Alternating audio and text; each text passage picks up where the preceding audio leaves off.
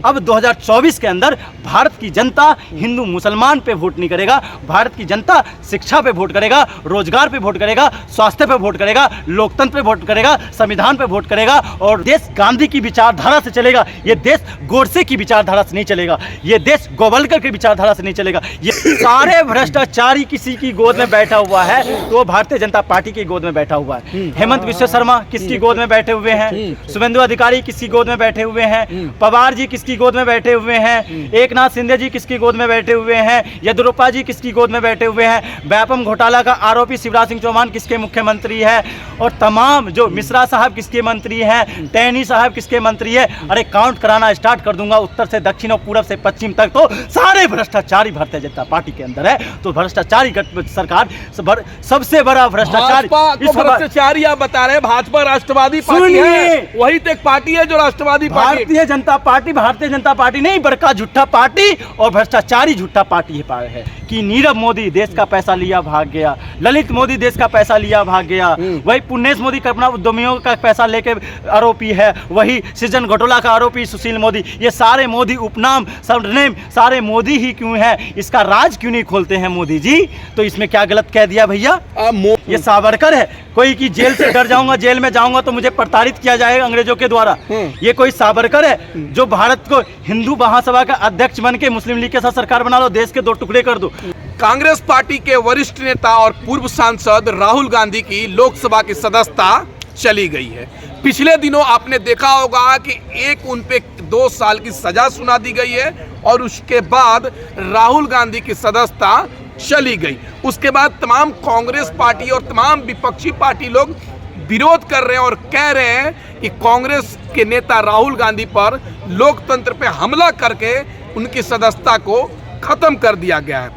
भाजपा इससे भी नहीं मानी, उसने भी ऐलान कर दिया कि राहुल गांधी को उनकी जो आवास है उसको भी खाली करवाया जाएगा। अब वो सांसदी भी चली गई राहुल गांधी की और उनका आवास भी खाली होने जा रहा है। इन तमाम मुद्दों पर बात करने के लिए हमारे साथ सोशल एक्टिविस्ट सुमित जी हैं, इनसे हम बात करेंगे। सर, राहुल गांधी की सदस्यता चली गई, इसको कैसे देखते हैं आप?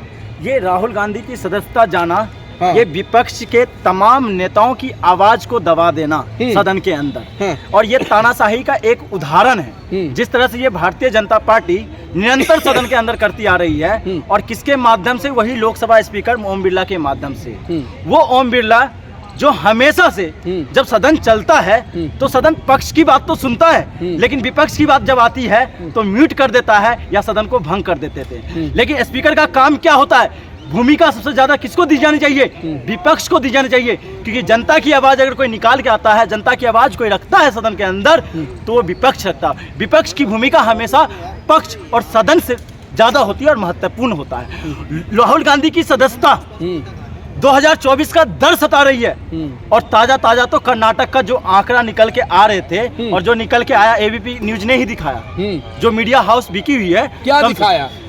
4 सर्वे, एक नहीं, 2 नहीं, 3 नहीं, 4 सर्वे ये दिखाया कि कर्नाटक के अंदर अगर किसी की सरकार आ रही है तो राहुल गांधी कांग्रेस पार्टी की सरकार आ रही है कर्नाटक के अंदर। और कर्नाटक के अंदर इस सरकार आ रही है, इसी का कारण है कि वो जल्दबाजी में ये फैसला ले रहे हैं कि उनका जो सांसदीय आवास वो भी खाली करा दिया जाए। राहुल गांधी पर ये 2024 में राहुल गांधी चुनाव भी नहीं लड़ सकते हैं। एकदम कांग्रेस पार्टी, राहुल गांधी अकेले पड़ गए, इस बात को ख्याल रखिएगा। सुनिए, ये आपका माध्यम हो सकता है कि 2024 में राहुल गांधी जी चुनाव नहीं लड़ सकते हैं। न्यायालय के मुताबिक, संविधान के मुताबिक 30 दिन का चैलेंजिंग टाइम पीरियड है, और उस चैलेंजिंग टाइम पीरियड में ऊपरी अदालत से हम लोगों को उम्मीद है कि ऊपरी अदालत सच को सच बताएगी, और सच को सच बताएगी तो सदन के अंदर फिर से बहाल होंगे राहुल गांधी, और सारा खुलासा सदन के अंदर फिर से करेंगे। जिस खुलासे से भारतीय जनता पार्टी डरी हुई थी, उस खुलासे को दोबारा लाने की कोशिश करेंगे कि आखिर संबंध माफी मांग लेते। भाई, इतना बवाल करने की क्या जरूरत थी? माफी मांग लेते, अपनी सच्चाई पे माफी मांग लेते। ये सावरकर है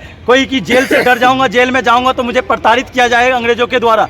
ये कोई सावरकर है जो भारत को हिंदू महासभा का अध्यक्ष बन के मुस्लिम लीग के साथ सरकार बना लो, देश के 2 टुकड़े कर दो?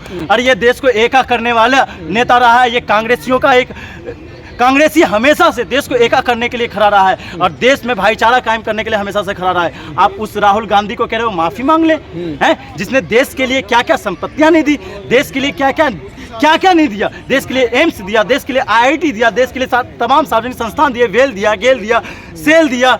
आप जिस पे भरोसा करते हो, वाले तो कहते हैं कि कांग्रेस तो 70 साल में कुछ नहीं की है। सुनिए, 70 साल में कांग्रेस ने कुछ नहीं किया, मैं बता रहा हूँ। सिलेंडर का दाम 400 तक ही रहा, भाजपा ने 1100 कर दिया। कांग्रेस ने 70 साल में नहीं किया तो पेट्रोल का दाम 50 तक ही सीमित रहा। कांग्रेस ने 70 साल में कुछ नहीं किया तो डॉलर को 50-55 से ज्यादा नहीं बढ़ने दिया। कांग्रेस ने 70 साल में कुछ नहीं किया तो भाईचारे को कायम रखा। देश में गलती कांग्रेस की ये थी कि DRDO कांग्रेस ने बनाया, इसरो कांग्रेस ने बनाया, जिसपे आज पूरा देश, पूरा भारतवर्ष गर्व महसूस करता है। और मोदी जी भी खुले रास्ते से गर्व महसूस करते हैं रक्षा विभाग पे, लेकिन पीछे के रास्ते से वही रक्षा बजट को कटौती कर देते हैं। स्मृति ईरानी कह रही हैं कि मोदी जी पे कोर्ट ने फैसला लिया है, कोर्ट को सजा सुनाई है, ये कांग्रेसी क्यों नहीं मानते हैं, विपक्ष के लोग क्यों नहीं मानते हैं? सुनिए, जब मानते विपक्ष के तमाम लोग जब मानते इस फैसला को, जब सूरत के मजिस्ट्रेट जिसने ये फैसला नहीं सुनाया और फैसला ना सुनाने का नतीजा हुआ कि उस मजिस्ट्रेट का तबादला कर दिया गया। अच्छा। और केस करने वाला कौन है? वो आम मोदी नहीं, वो पुण्यस मोदी, जिसको गुजरात की सरकार से मंत्री पद चला गया, तो फिर से मंत्री पद लेने के लिए, फिर से मोदी और शाह को खुश करने के लिए ये मानहानि का केस दायर कराया। और मानहानि का केस दायर इसलिए कराया, उनके ऊपर जो आरोप लगे हुए थे, वो जो दाग लगे हुए थे, उससे निपटारा इस राहुल गांधी के माध्यम से हो जाए। वही दोबारा देखिए, पटना के अंदर भी हुआ है, सुशील मोदी के ऊपर सृजन घोटाला का आरोप लगा हुआ था, लेकिन उस घोटाला, उस आरोप को छुपाने के लिए उन्होंने क्या किया कि उन्होंने राहुल गांधी के ऊपर मानहानि का केस दायर कर दिया। अरे राहुल गांधी का वो पूरा बयान सुन लो, कोल्हार के अंदर कर्नाटक 2019 लोकसभा का। उन्होंने ये कहा था, उदाहरण देते हुए बाकायदा उन्होंने बयान दिया था कि नीरव मोदी देश का पैसा लिया भाग गया, ललित मोदी देश का पैसा लिया भाग गया, वही पुण्यस मोदी कल्पना उद्यमियों का पैसा लेके आरोपी है, वही सृजन घोटाला का आरोपी सुशील मोदी। ये सारे मोदी उपनाम, सरनेम सारे मोदी ही क्यों है? इसका राज क्यों नहीं खोलते हैं मोदी जी? तो इसमें क्या गलत कह दिया भैया? सारे भ्रष्टाचारी किसी की गोद में बैठा हुआ है तो भारतीय जनता पार्टी की गोद में बैठा हुआ है। हेमंत विश्व शर्मा किसकी गोद में बैठे हुए हैं? शुभेंदु अधिकारी किसकी गोद में बैठे हुए हैं? पवार जी किसकी गोद में बैठे हुए हैं? एकनाथ शिंदे जी किसकी गोद में बैठे हुए हैं? येदियुरप्पा जी किसकी गोद में बैठे हुए हैं? व्यापम घोटाला का आरोपी शिवराज सिंह चौहान किसके मुख्यमंत्री है? और तमाम जो मिश्रा साहब किसके मंत्री हैं? टैनी साहब किसके मंत्री है? अरे काउंट कराना स्टार्ट कर दूंगा, उत्तर से दक्षिण और पूरब से पश्चिम तक, तो सारे भ्रष्टाचारी भारतीय जनता पार्टी के अंदर है। तो भ्रष्टाचारी सरकार सबसे बड़ा भ्रष्टाचारी भ्रष्टाचारी आप बता रहे हैं। भाजपा राष्ट्रवादी पार्टी है, वही तो एक पार्टी है जो राष्ट्रवादी पार्टी। भारतीय जनता पार्टी नहीं, बड़का झूठा पार्टी और भ्रष्टाचारी झूठा पार्टी है। भारतीय जनता पार्टी के तमाम नेता देश विरोधी है। भारतीय, आप उस पर आरोप लगा रहे हो जो देश तोड़ने की बात करता है और जिसको देश विरोधी कहते हो, जो देश जोड़ने की बात करता है। आपने भारत जोड़ो यात्रा में नहीं देखा, वो तमाम छोटे छोटे बच्चे जिनको राजनीति का कौ नहीं पता, और बच्चे 4 बजे सुबह उठ के राहुल गांधी से मिलने के लिए आते हैं और कहते हैं, पोस्टर क्या लाते हैं, मैं भी गांधी हूं।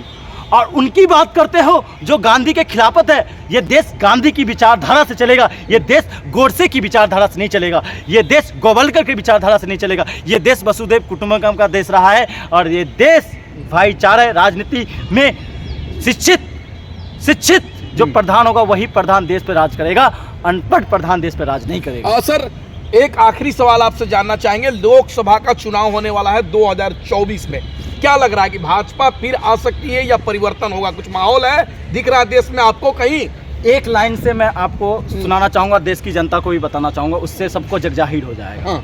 देशभक्ति में मिलावट है, देशभक्ति में मिलावट सियासतों की बड़ी है। देशभक्ति में मिलावट सियासतों की बड़ी है, सियासत वालों को सियासत की पड़ी है। सुनो, एक दूसरे के नीचे गिराने में लगे हैं। सुनो ये जनता, एक दूसरे को नीचे गिराने में लगे हैं। भारत की राजनीति देखो किस मोड़ पे खड़े हैं। चुनाव का ऐलान हुआ है क्या? चुनाव का ऐलान हुआ है क्या? भारत में देखो मीडिया हिंदू मुसलमान कर रहा है।